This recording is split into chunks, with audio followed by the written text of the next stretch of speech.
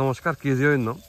Actually এইভাবে না চা বাগানে জল দেওয়া হয়, কিন্তু দেখেন এইখানে দেখেন ফুলকপির চারাতে কি উন্নত পদ্ধতিতে জল দেওয়া হচ্ছে।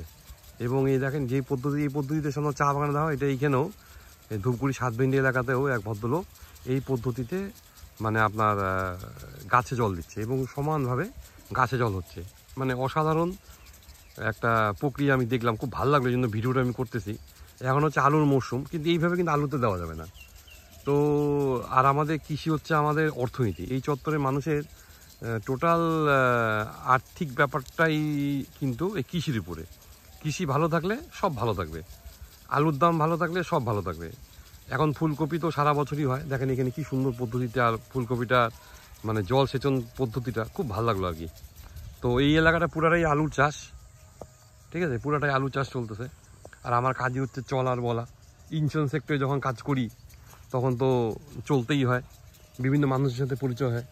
মানে আমি খুব অভিভূত হয়ে গেলাম এই পদ্ধতিতে, জলসেচন পদ্ধতিটা। আগামীতে একে অনেকেই ফলো করবে। মানে আপনি যদি কোনো ইনোভেটিভ ওয়েতে যদি না চলেন না, তাহলে কিন্তু মানে পিছিয়ে পড়ার সম্ভাবনাটা প্রবল। হ্যাঁ, এটা হরেকৃষ্ণদার সুপারি বাগান। আজকাল লোকের সুপারি গাছ লাগিয়ে বছরে কিন্তু লক্ষ লক্ষ টাকা ইনকাম করছে, এরকম বহু জায়গায় জানি, বহু কৃষককে জানি। এবং এগুলো সব প্যাসিভ ইনকাম, ঠিক আছে।